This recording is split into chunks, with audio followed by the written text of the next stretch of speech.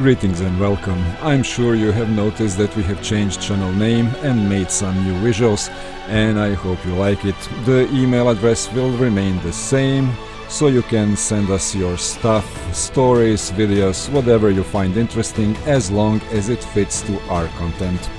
Also, our copyright-free background video channel will remain the same, Monarch Free Videos, and you can use it any way you like, as long as you subscribe and like.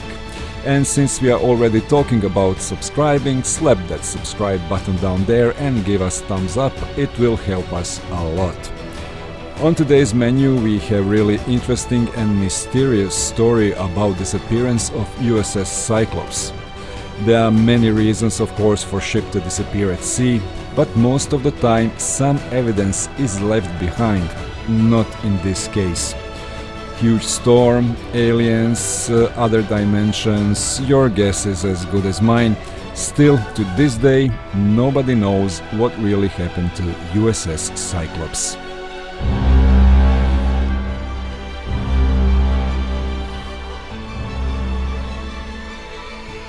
USS Cyclops was the second of 4 Proteus-class gliders built for the United States Navy several years before World War I. Named for the Cyclops, a primordial race of giants from Greek mythology, she was the second US naval vessel to bear the name. The loss of the ship and 306 crew and passengers without a trace, sometimes after 4th March 1918, remains the single largest loss of life in US naval history, not directly involved in combat. As it was wartime, she was thought to have been captured or sunk by a German raider or submarine because she was carrying 10,800 long tons of manganese ore used to produce munition. But German authorities at the time denied any knowledge of the vessel. The Naval History and Heritage Command has stated she probably sunk in the unexpected storm, but the ultimate case of the ship's loss is not known. Cyclops was launched at 7th May 1910 by William Crump and Sons of Philadelphia and placed in service on 7th November 1910 with Lieutenant Commander George Worley, Master Naval Auxiliary Service, in command. Operating with the Naval Auxiliary Service Atlantic Fleet, she voyaged in the Baltic from May to July 1911 to supply 2nd Division ships. Returning to Norfolk, Virginia, she operated on the east coast from the Newport, Rhode Island to the Caribbean, servicing the fleet. During the United States occupation of Veracruz in Mexico in 1914-1915, she called ships on patrol there and received the thanks of the U.S. State Department for cooperation in evacuating refugees. With American entry into World War I, Cyclops was commissioned on May 1, 1917, with Lieutenant Commander George W. Worley in command. She joined a convoy for Saint-Nazaire, France in June 1917, returning to U.S. in July. Except for a voyage to Halifax, Nova Scotia, she served along the east coast until 9 January 1918, when she was assigned to the Naval Overseas Transportation Service. She then sailed to Brazilian waters to fuel British ships in the South Atlantic, receiving the thanks of the U.S. State Department and Commander-in-Chief Pacific.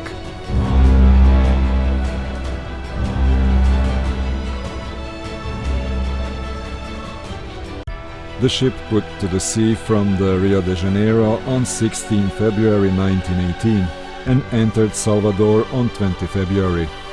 2 days later, she departed for Baltimore, Maryland, with no stop scheduled, carrying the manganese ore. The ship was thought to be overloaded when she left Brazil, as her maximum capacity was 8,000 long tons. Before leaving port, Commander Worley had submitted a report that the starboard engine had a cracked cylinder and was not operative. This report confirmed by a survey board, which recommended, however, that the ship will return to the United States. She made an unscheduled stop in Barbados because the water level was over the Plimsoll line, indicating that it was overloaded. But investigation in Rio proved that ship has been loaded and secured properly. Cyclops then set out for Baltimore on 4th March and was rumored to have been sighted on 9th March by the molasses tanker Amalco near Virginia. But this was denied by Amalco's captain. Additionally, because Cyclops was not due in Baltimore until 13 March, the ship was highly unlikely to have been near Virginia on 9th March, as that location would have placed her only about a day from Baltimore. In any event, Cyclops never made it to Baltimore, and no wreckage of her has ever been found. Reports indicate that on 10th March, the day after the ship was rumored to have been sighted by Amalco, a violent storm swept through the Virginia Capes area. While some suggest that the combination of the overloaded condition, engine trouble and the bad weather may have conspired to sink Cyclops, an extensive naval investigation concluded. Many theories have been advanced, but none that really accounts for her disappearance. This summation was written, however, before two of Cyclops' sister ships vanished during World War II. Both ships were transporting heavy load of metal ore, similar to the which was loaded on Cyclops during her fatal voyage. In both cases, their loss was theorized to have been a result of catastrophic structural failure, but a more outlandish theory attributes all three vessels' disappearances to the Bermuda Triangle.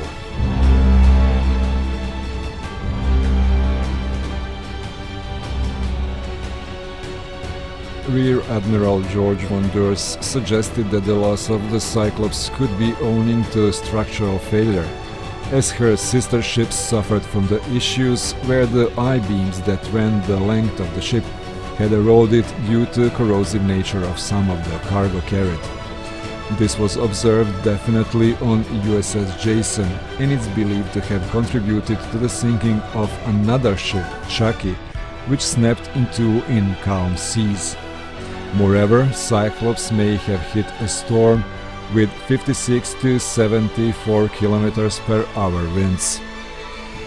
These would have resulted in waves just far enough apart to leave the bow and stern supported at the peaks of the successive waves, but in the middle unsupported, resulting in extra strain on the already weakened central area. On 1st June 1918, Assistant Secretary of the Navy Franklin D. Roosevelt declared Cyclops to be officially lost and all hands deceased. In 1918, a short summary of the loss of Cyclops was listed in the US Navy Annual Report. For a BBC Radio 4 documentary, Tom Mangold had an expert from Lloyd's investigate the loss of Cyclops. The expert noted that manganese ore, being much denser than coal, had room to move within the holds even when fully laden. The hatch covers were canvas, and that when wet, the ore can become a slurry. As such, the load could shift and cause the ship to list. Combined with the possible loss of power from its one engine, it could flounder in bad weather.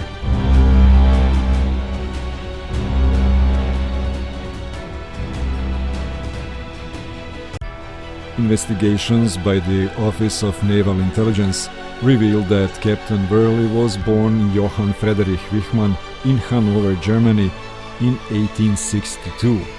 The official naval register listed his date of birth as 11 December 1865, and that he had entered America by jumping ship in San Francisco 1878. By 1898 he had changed his name to Burley after a seaman friend, and owned and operated a saloon in San Francisco.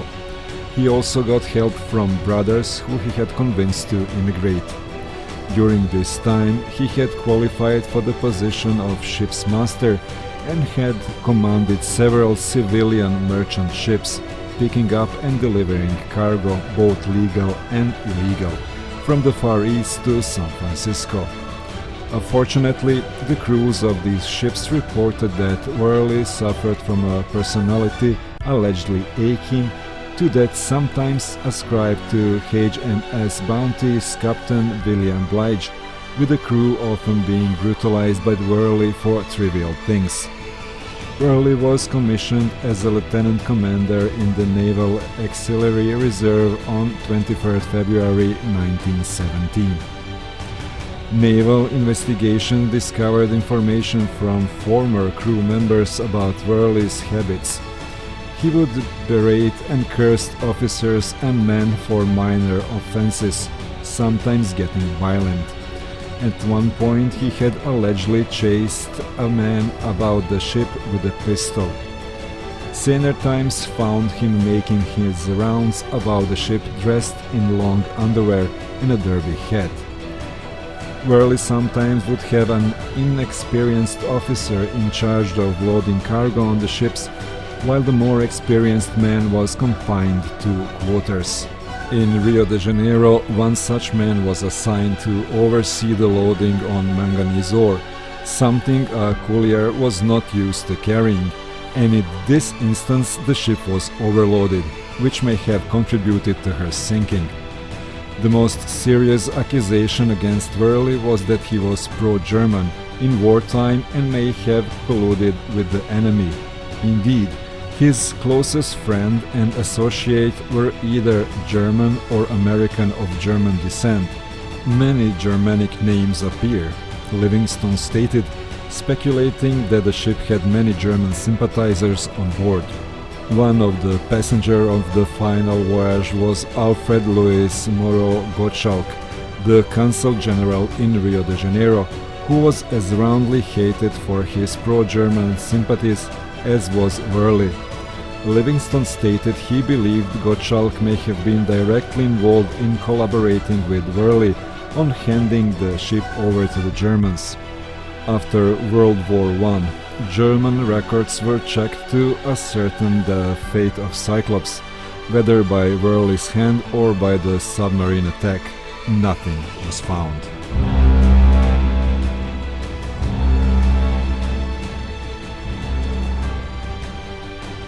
Thank you guys for stopping by, hope you enjoyed today's story. Before you leave, subscribe to our channel and hit the like button. If you have any stories, true or fictional, or maybe you have some scary videos you would like to submit, email is in the description box.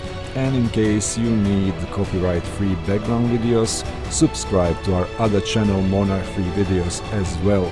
Link is down there, just put the link to your description box and hit the subscribe button. No permissions needed. Stay safe and I'll see you soon.